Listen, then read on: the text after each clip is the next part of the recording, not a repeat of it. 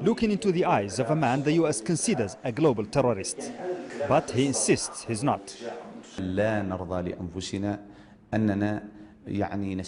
We never condone violence against innocent people or against Americans and their interests. Our party's approach is dialogue and good relations with all, including the United States.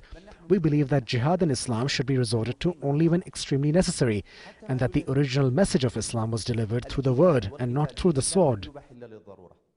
The US Treasury Department froze Humaiqani's assets after the government there accused him of funding Al-Qaeda in the Arabian Peninsula.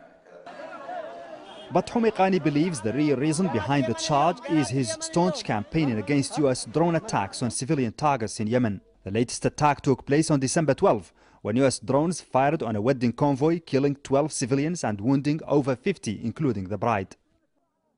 3 days later, Parliament voted against US drones, but the decision was not binding. Attacks are conducted even against anonymous individuals.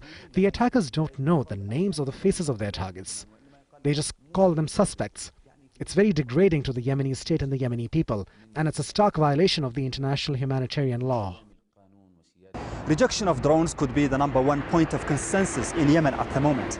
They have unified political parties, newspaper cartoonists, and inspired graffiti.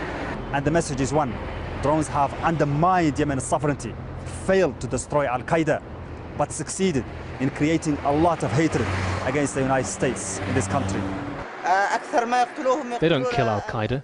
They kill only innocent civilians and people who haven't done anything wrong to them. Our government is not genuinely trying to stop this. The government is to blame. In response to this, the government is almost apologetic. You should remember that the US has launched a global war on terrorism and announced that if you're not with us, you're against us. Even so, Yemen is better than many other countries in terms of its ability to limit US attacks on its soil. Few people here, of course, find solace in this explanation, including Al-Humaiqani, who despite his views on Al-Qaeda and in favor of peaceful dialogue, may one day be a target of a US drone attack. Mohammed Val, Al Jazeera, Sana'a.